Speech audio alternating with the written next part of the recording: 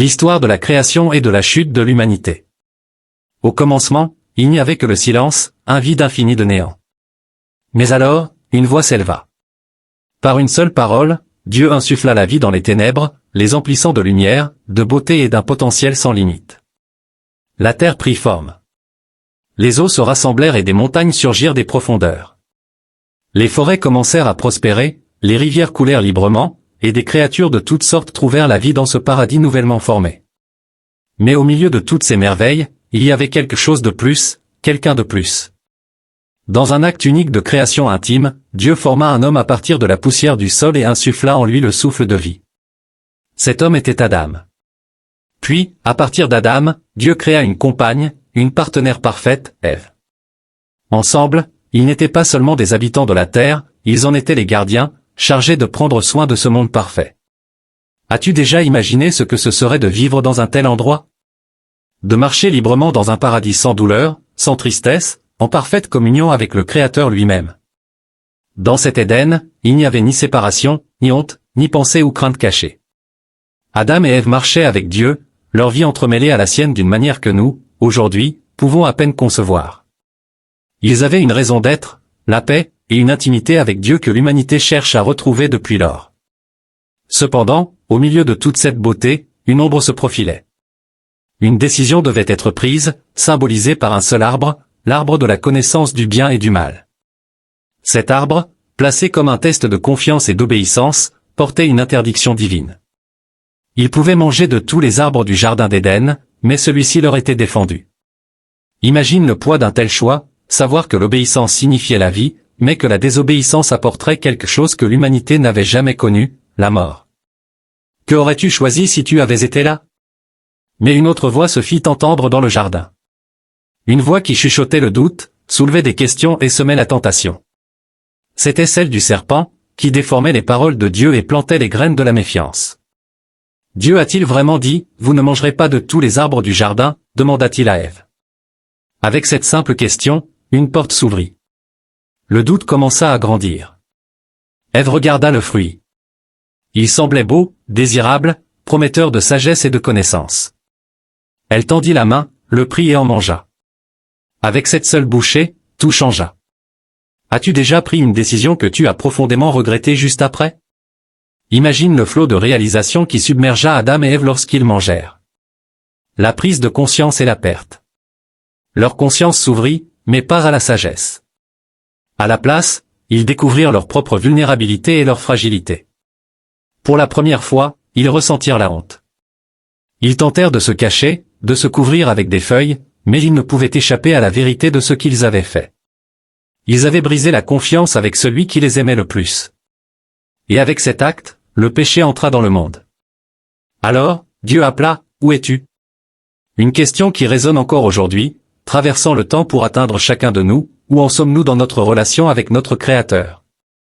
La voix de Dieu n'était pas remplie de colère ou de vengeance.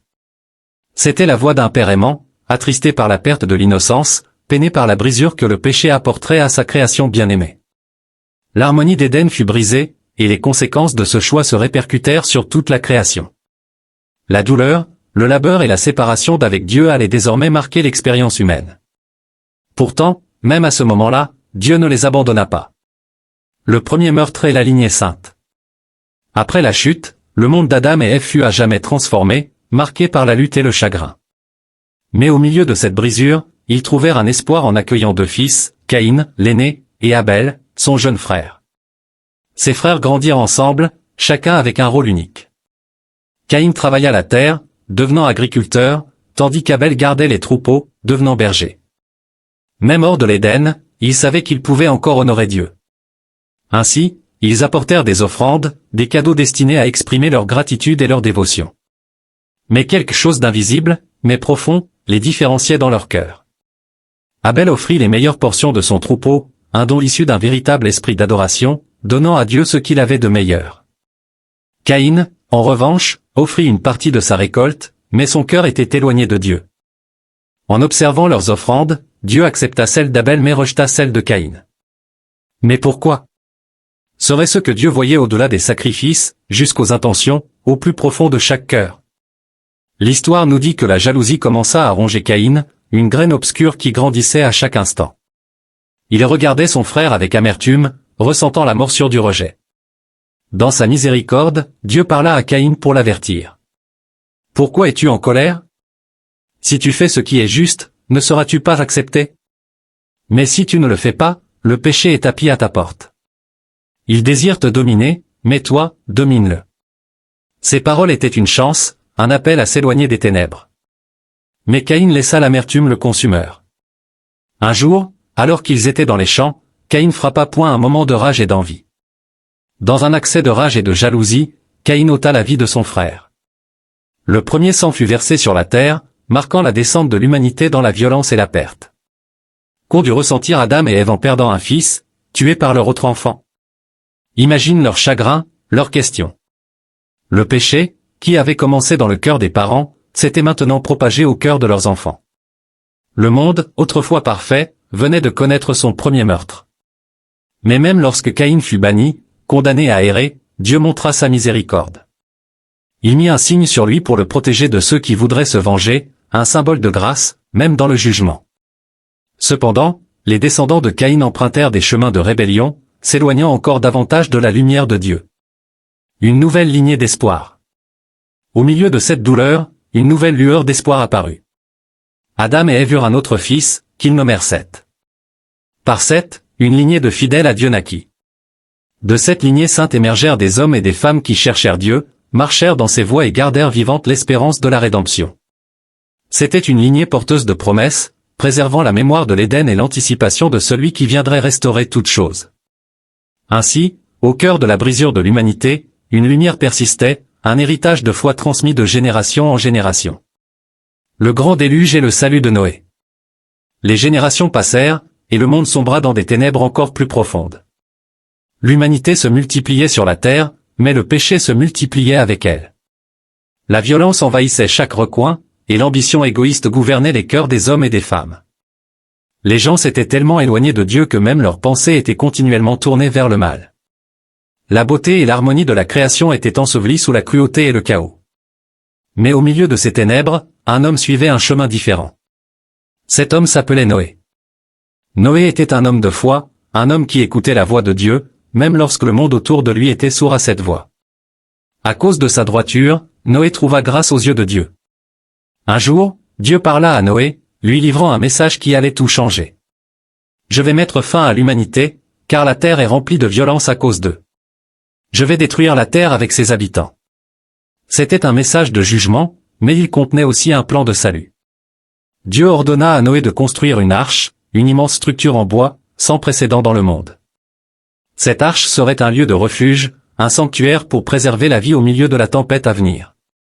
Elle accueillerait Noé, sa famille, et des représentants de chaque espèce d'animaux marchant, rampant ou volant sur la terre. À l'intérieur de l'arche, une attente pleine de foi.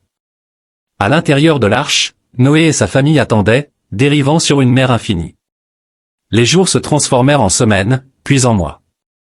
Mais pendant tout ce temps, Dieu se souvint de Noé. Il envoya un vent sur la terre, et lentement, les eaux commencèrent à se retirer. Finalement, l'arche se posa sur les montagnes d'Ararat. Alors que les eaux continuaient à baisser, Noé envoya une colombe, un petit geste d'espoir. Après plusieurs jours de recherche, la colombe revint enfin, tenant dans son bec une feuille d'olivier, un signe que la vie commençait à renaître. Un monde renouvelé. Lorsque Noé, sa famille et les animaux émergèrent enfin de l'arche, ils mirent pied sur une terre purifiée, une terre renaissante. Sous le vaste ciel, Noé construisit un autel et offrit des sacrifices à Dieu, en signe de gratitude et de révérence. Dieu fut satisfait de cette offrande, et il établit une alliance avec Noé et tous les êtres vivants. Il promit de ne plus jamais détruire la terre par un déluge. Comme signe de cette alliance, Dieu plaça un arc-en-ciel dans les nuages, un symbole de sa fidélité, un rappel que, même dans le jugement, sa miséricorde prévaut. L'arc-en-ciel devint un pont entre le ciel et la terre, une promesse que Dieu n'oubliera jamais sa création. Ainsi, descendre de l'ancien monde, une nouvelle ère commença, guidée par la foi d'un homme et la miséricorde inébranlable de Dieu. Les débuts des nations et l'appel d'Abraham. Alors que les eaux du déluge s'étaient retirées et que la terre avait reçu un nouveau départ, l'humanité commença à croître et à s'étendre à nouveau. Les descendants de Noé se multiplièrent, formant des clans, des cultures, et, finalement, les Premières Nations. Les peuples parlaient une seule et même langue, unis par leurs mots et leurs objectifs. Mais cette unité devint rapidement un moyen de fierté et de rébellion. Dans leur ambition, les hommes décidèrent de construire une grande cité et une tour atteignant les cieux, qu'ils appelèrent Babel, un monument à leur propre puissance et gloire, une tentative de s'élever sans Dieu. Dieu observa leur orgueil et comprit le danger d'une humanité unie dans la rébellion. Alors, il intervint. Il brouilla leur langage, dispersant les peuples à travers le monde, et la grande tour resta inachevée. Le monde devint un magnifique mosaïque de langues, de cultures et de nations, une diversité née de l'orgueil de Babel. Mais même alors que l'humanité se dispersait, le plan de Dieu continuait d'avancer. Un homme choisi, Abraham. Dieu avait choisi un homme par lequel il commencerait une nouvelle nation, un peuple mis à part. Cet homme s'appelait Abraham, plus tard connu sous le nom d'Abraham. Abraham fut appelé à quitter son pays natal, la ville d'Ur, une métropole florissante de l'Antiquité, remplie d'idoles et de coutumes. Dieu lui demanda de tout laisser derrière lui pour une terre qu'il n'avait jamais vue, un lieu où Dieu ferait de lui une grande nation. Imagine le saut de foi, Abraham, un homme âgé sans enfant, reçut la promesse que ses descendants seraient aussi nombreux que les étoiles dans le ciel et le sable sur le rivage. Et, à travers lui, toutes les nations de la terre seraient bénies. Comment une telle promesse pouvait-elle se réaliser? Mais Abraham crut. Avec sa femme Sarah et une petite bande de serviteurs, il partit, voyageant vers l'inconnu, soutenu par une promesse divine. La foi inébranlable d'Abraham. Dieu apparut plusieurs fois à Abraham, réaffirmant son alliance et offrant des aperçus de l'avenir. Je ferai de toi une grande nation, et je te bénirai. Je rendrai ton nom grand, et tu seras une bénédiction. La vie d'Abraham devint un témoignage d'obéissance, même lorsqu'il ne voyait pas l'issue. Il construisit des autels, adora Dieu et attendit avec patience, sa foi grandissant à chaque étape dans l'inconnu. Mais le voyage d'Abraham n'était pas encore terminé. Abraham et la promesse, la foi récompensée. Sans enfant pendant des années, Abraham et Sarah attendirent la réalisation de la promesse divine, traversant des moments de doute et se demandant comment la parole de Dieu pourrait s'accomplir alors qu'ils vieillissaient, dépassant l'âge de procréer. Dans son désespoir, Sarah alla jusqu'à proposer à Abraham d'avoir un enfant avec sa servante Agar. De cette union naquit Ismaël. Mais Ismaël n'était pas l'enfant promis par Dieu, et cette décision engendra des tensions familiales qui marqueraient les générations à venir. Pourtant, Dieu resta fidèle à sa parole. La naissance miraculeuse d'Isaac. Quand Abraham avait 100 ans, la promesse de Dieu s'accomplit enfin. Sarah donna naissance à Isaac, l'enfant de la promesse. Leur maison fut remplie de rire et de joie alors qu'ils célébraient le miracle d'une nouvelle vie donnée par Dieu dans leur vieillesse. Mais Isaac n'était pas seulement une bénédiction pour Abraham et Sarah. Il était le début d'une lignée à travers laquelle les promesses de Dieu allaient se réaliser. Par Isaac, puis son fils Jacob, la promesse d'un peuple choisi fut portée. Cette lignée deviendrait la nation d'Israël, un peuple mis à part pour être une lumière pour le monde. À travers Abraham, Dieu ne fonda pas seulement une famille, mais posa les bases d'une nation qui porterait son nom, suivrait ses voies et, en fin de compte, donnerait naissance au Messie promis, celui qui bénirait toutes les nations et rachèterait toute la création. Une foi dans l'inconnu. Le voyage d'Abraham nous rappelle que la foi nous conduit souvent dans l'inconnu. Mais, à chaque pas, nous nous rapprochons des desseins de Dieu. Sa vie est un récit de confiance, d'attente du moment de Dieu et d'une foi qui transforme non seulement un homme, mais l'histoire elle-même. L'alliance divine, une promesse éternelle. Depuis l'instant où Dieu appela Abraham hors de son pays natal, sa vie fut marquée par une promesse divine. Une promesse qui résonnerait à travers les générations et façonnerait le destin des nations. Dieu avait scellé une alliance extraordinaire avec Abraham, ses descendants hériteraient d'une terre qui leur serait propre, et à travers sa lignée, toutes les familles de la terre seraient bénies. Mais cette promesse allait au-delà de la possession d'une terre ou de la prospérité. Elle portait sur une relation, une foi profonde et l'accomplissement d'un plan divin s'étendant bien au-delà de la vie d'Abraham. La patience et les défis de la foi. La foi d'Abraham, bien que remarquable, fut ponctuée de moments de doute. Malgré sa croyance dans la promesse de Dieu, la réalité de son âge avancé et l'absence d'un héritier le confrontèrent à des questions. Comment une grande nation pourrait-elle naître sans enfant? Combien de temps encore devraient-ils attendre? Pouvaient-ils vraiment faire confiance à la parole de Dieu? Les années passèrent, et leur espoir s'amenuisa. Dans un moment d'impatience, Sarah suggéra à Abraham d'avoir un enfant avec Agar. Ainsi naquit Ismaël, mais ce n'était pas l'enfant promis. Bien qu'Ismaël fût également béni, cette décision engendra des conflits et des douleurs, compliquant la dynamique familiale. Ce fut une leçon que les promesses de Dieu ne peuvent s'accomplir qu'en son temps. Le rire d'un miracle. Cependant, Dieu n'avait pas oublié sa parole. Un jour, alors qu'Abraham avait presque 100 ans, 3 visiteurs mystérieux arrivèrent. L'un d'eux annonça une nouvelle incroyable: dans 1 an, Sarah donnerait naissance à un fils. En entendant cela, Sarah rit. Était-ce possible? À leur âge avancé, pouvaient-ils vraiment connaître la joie de tenir un enfant dans leurs bras? Et pourtant, comme Dieu l'avait dit, Sarah conçut et donna naissance à un fils. Ils le nommèrent Isaac, ce qui signifie « rire », en hommage à la joie et à l'émerveillement suscité par la provision miraculeuse de Dieu. La promesse de Dieu, un témoignage de sa fidélité malgré le doute humain. Abraham et Sarah ont attendu des décennies, et dans leur attente, Dieu leur a appris à ne pas se fier à leur propre timing, mais à celui de Dieu. Cependant, le voyage de foi d'Abraham n'était pas terminé. Dieu le testa d'une manière qui mettrait sa foi à l'épreuve ultime. Dieu demanda à Abraham d'offrir Isaac, le fils de la promesse, en sacrifice. Peux-tu imaginer le tourment dans le cœur d'Abraham? Ce fils qu'il avait tant attendu, l'enfant par lequel Dieu avait promis de réaliser son alliance. Pourtant, dans un acte profond d'obéissance, Abraham prit Isaac et se rendit au mont. Juste au moment où il leva le couteau, Dieu intervint. Un ange appela Abraham et arrêta sa main. Dieu pourvut un bélier en substitution, épargnant ainsi la vie d'Isaac. À travers cette épreuve, Dieu révéla qu'il ne désirait pas de sacrifices humains, mais un cœur entièrement soumis, un cœur qui plaçait sa confiance en lui par-dessus tout. Abraham avait prouvé sa foi, et Dieu renouvela son alliance, promettant que la descendance d'Abraham serait aussi nombreuse que les étoiles dans le ciel et le sable sur le bord de la mer. Une foi éprouvée, une promesse confirmée. L'histoire d'Abraham et de la promesse n'est pas simplement celle d'une lignée et d'un héritage. C'est l'histoire d'un Dieu qui nous appelle à sortir dans la foi, à faire confiance à son timing et à abandonner nos désirs en faveur de son plan divin. À travers la famille d'Abraham, le monde recevrait un jour la plus grande bénédiction de toutes, le Messie, le Sauveur qui réconcilierait l'humanité avec Dieu. Ainsi, en regardant la vie d'Abraham, nous voyons que la foi n'est pas sans épreuve, ni la promesse de Dieu sans attente. Mais au final, le voyage est celui de la confiance grandissante et de l'apprentissage que la fidélité de Dieu ne faillit jamais. La promesse faite à Abraham n'était pas seulement pour un homme, mais pour le commencement du plan de Dieu de bénir toutes les nations de la terre. Ce plan se réaliserait à travers une famille, un peuple, et finalement un sauveur. La naissance d'Isaac est l'avenir de la promesse.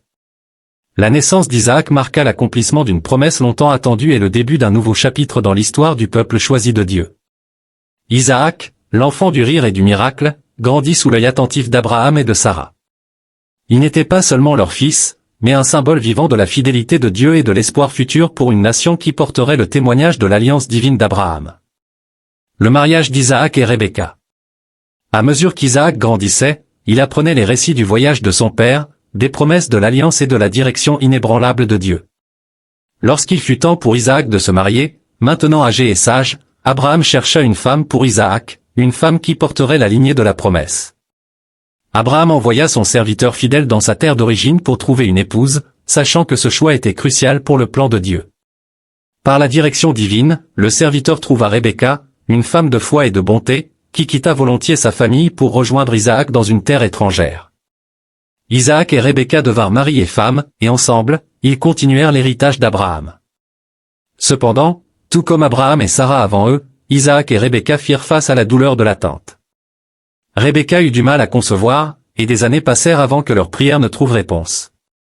Enfin, Dieu leur donna non pas un, mais 2 enfants, des jumeaux qui deviendraient la prochaine génération dans le déroulement de l'histoire du peuple de Dieu. Ils nommèrent les jumeaux Ésaü et Jacob, chacun avec un caractère et un destin unique. Les jumeaux, rivalité et prophétie. Dès leur naissance, la vie des 2 frères fut marquée par la lutte et la rivalité.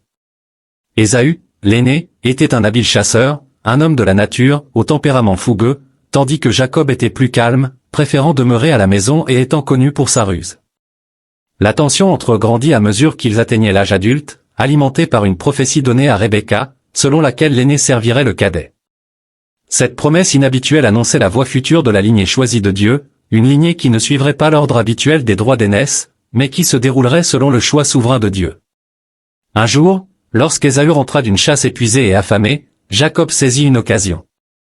Dans un moment de faiblesse, Ésaü vendit son droit d'aînesse à Jacob pour un simple bol de soupe, révélant ainsi combien il ne valorisait pas l'héritage sacré. Plus tard, avec la complicité de sa mère, Jacob se déguisera en Ésaü pour recevoir la bénédiction de son père Isaac, aveugle et âgé. Par cet acte de tromperie, Jacob sécurisa la bénédiction qui revenait à l'aîné, une bénédiction qui ferait de lui le prochain patriarche et celui par qui les promesses de Dieu continueraient. Jacob, l'élection divine malgré les défauts humains. Bien que ses actions aient été imparfaites, Dieu choisit de travailler à travers la vie de Jacob. Il deviendrait le père de 12 fils, qui fonderaient les 12 tribus d'Israël, et à travers sa lignée, Dieu accomplirait ses promesses. Les fils qui formeraient les 12 tribus d'Israël, et Dieu transformerait le caractère de Jacob à travers des années d'épreuves, de rencontres et de luttes divines.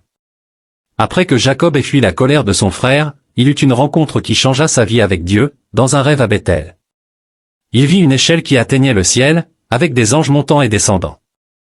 Dieu se tenait au-dessus de l'échelle et répéta les promesses qu'il avait faites à Abraham et à Isaac, assurant Jacob qu'il serait avec lui et que ses descendants hériteraient de la terre.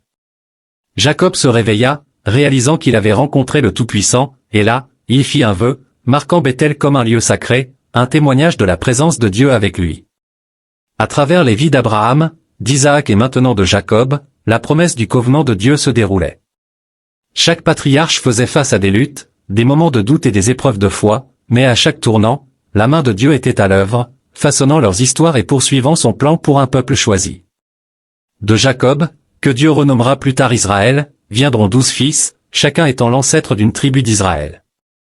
Ces tribus grandiraient, endureraient des épreuves et deviendraient finalement la nation par laquelle le plan rédempteur de Dieu serait révélé au monde. L'histoire d'Isaac et des patriarches nous rappelle que les desseins de Dieu sont plus grands que la compréhension humaine, qu'il choisit des chemins inattendus, qu'il travaille à travers des genres imparfaits et qu'il accomplit ses promesses de manière qui défie les attentes. Dans les vies d'Isaac, d'Ésaü et de Jacob, nous voyons que l'alliance de Dieu est incassable et que sa fidélité dure à travers les générations. Ce qui avait commencé comme une promesse faite à Abraham se transmettait désormais comme un héritage de foi qui façonnerait le destin d'un peuple entier et apporterait de l'espoir à toutes les nations.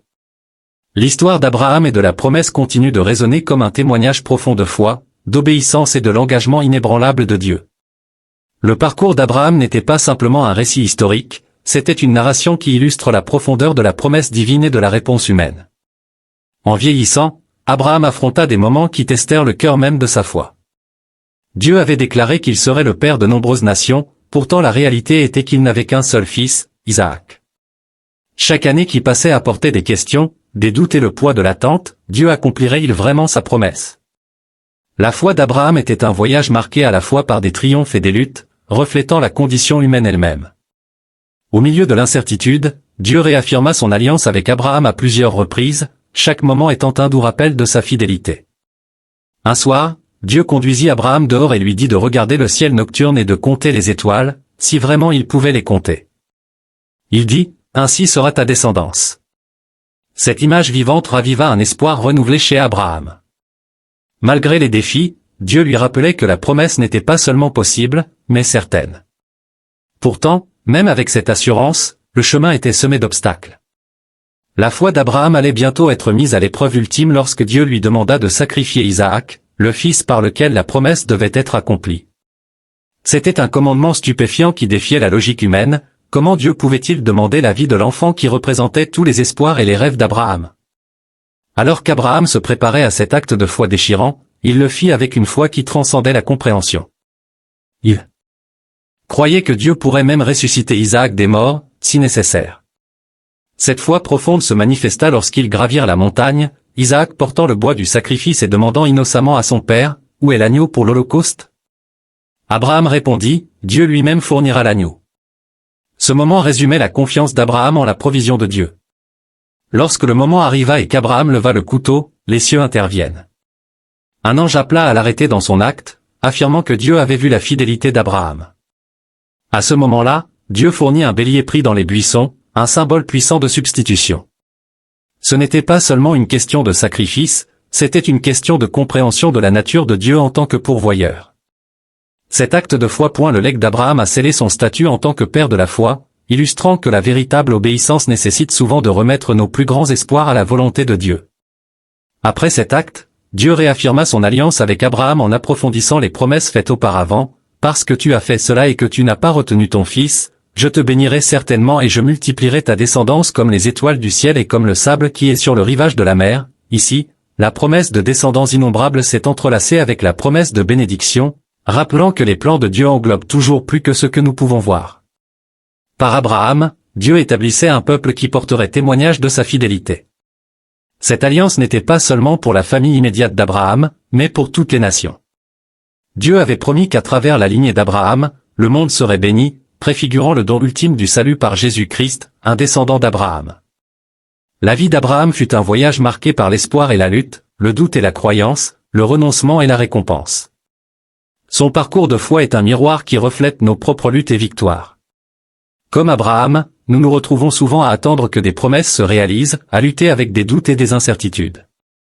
Pourtant, à travers son histoire, nous apprenons que la foi ne consiste pas à ignorer les questions, mais à faire confiance à un Dieu qui est fidèle à sa parole. En réfléchissant à Abraham et à la promesse, nous sommes rappelés que Dieu est toujours à l'œuvre dans nos vies, même dans l'attente. La promesse d'Abraham est un témoignage de la puissance de la foi et du lien indestructible entre Dieu et son peuple. Elle nous invite à entrer dans nos propres histoires avec courage, sachant que, comme Abraham, nous faisons partie d'un récit plus grand. Un récit d'espoir, de rédemption et de la promesse de l'amour infaillible de Dieu. Israël en Égypte et l'Exode. Au fil du temps, les descendants d'Abraham, Isaac et Jacob prospérèrent et se multiplièrent dans le pays d'Égypte.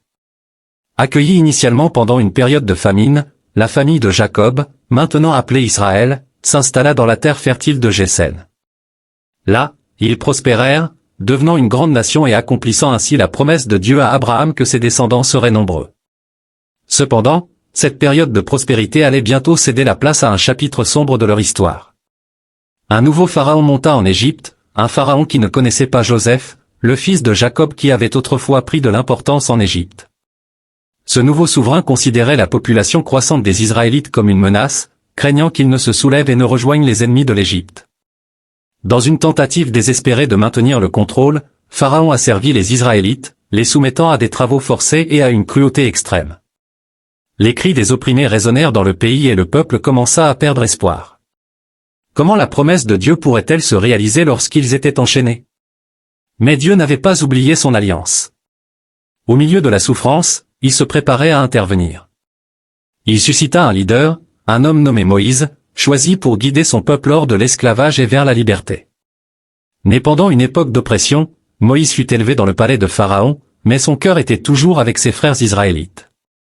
Après avoir été témoin de la brutalité de leur esclavage, il s'enfuit d'Égypte, vivant dans le désert pendant des années, gardant des moutons et trouvant du réconfort dans la solitude. C'est dans le désert que Moïse eut une rencontre qui changea sa vie avec Dieu à travers un buisson ardent qui ne se consumait pas par le feu. Dieu lui parla, révélant son nom, « Je suis celui qui suis », et déclarant son intention de délivrer les Israélites de leur souffrance.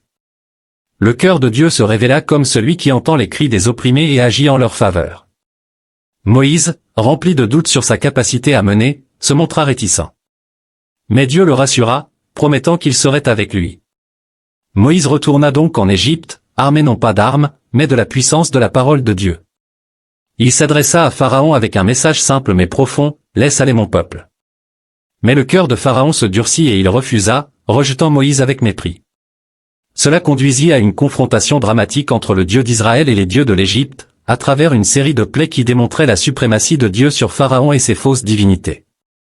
Chaque plaie transformation de l'eau en sang, nuée de grenouilles, moustiques, mouches, maladies du bétail, ulcères, grêle, sauterelles et ténèbres était un message clair, Dieu seul est Dieu, et il ne permettrait pas à son peuple de rester en bondage. Chaque signe était un rappel qu'il avait entendu leurs cris et qu'il venait les délivrer. Pourtant, Pharaon restait obstiné et, à chaque refus, il scellait son propre destin. Voici la traduction complète en français. La plaie la plus dévastatrice arriva, la mort des premiers-nés. Dieu donna l'instruction aux Israélites de marquer leurs portes avec le sang d'un agneau, un signe qui les épargnerait de ce jugement. Lors de cette nuit fatidique, l'ange de la mort traversa le pays, apportant la tristesse en Égypte mais délivrant les Israélites de la mort. Ce moment marqua le début de la Pâque, une célébration qui rappellerait à jamais au peuple la délivrance de Dieu. Après cette dernière plaie, Pharaon céda enfin, permettant aux Israélites de quitter l'Égypte. Ils partirent précipitamment, emportant seulement ce qu'ils pouvaient rassembler, et lorsqu'ils traversèrent la mer Rouge, Dieu sépara les eaux, les menant à travers le sol sec. L'armée égyptienne poursuivante rencontra une fin rapide et dévastatrice lorsque les eaux se refermèrent à leur place, un puissant rappel que Dieu protège et délivre son peuple. L'Exode ne fut pas simplement un voyage physique de l'esclavage à la liberté, mais une renaissance spirituelle. Dieu était en train d'établir une nouvelle identité pour Israël en tant que peuple choisi. Il les conduisit au mont Sinaï où il leur donna ses lois et son alliance, les façonnant en une nation qui représenterait sa sainteté et sa justice dans le monde. Alors qu'ils erraient dans le désert, les Israélites affrontèrent des épreuves et des défis qui mirent leur foi à l'épreuve. Ils désiraient les commodités de l'Égypte, oubliant souvent la douleur de l'esclavage qu'ils avaient enduré. Pourtant, par la manne du ciel et l'eau qui jaillissait des rochers, Dieu pourvut à tous leurs besoins, leur apprenant à faire confiance à sa provision. Le voyage ne concernait pas seulement l'atteinte de la terre promise, mais il s'agissait d'apprendre à dépendre de Dieu et de forger une relation fondée sur la foi. L'histoire d'Israël en Égypte et de l'Exode est un récit puissant de libération et d'identité. Elle nous rappelle que Dieu voit notre souffrance, entend nos cris et intervient en faveur de ceux qui sont opprimés. C'est un témoignage de sa fidélité, nous montrant que même dans les moments les plus sombres, ses promesses demeurent vraies. En réfléchissant à ce voyage monumental, nous reconnaissons qu'il sert de rappel à notre propre exode du péché et de l'esclavage à travers Jésus-Christ. De même que Dieu délivra Israël de l'esclavage, il nous offre la liberté des chaînes qui nous lient, nous appelant à une nouvelle vie d'espoir et de promesses. L'Exode n'est pas seulement une histoire du passé, mais une invitation à expérimenter la délivrance de Dieu aujourd'hui.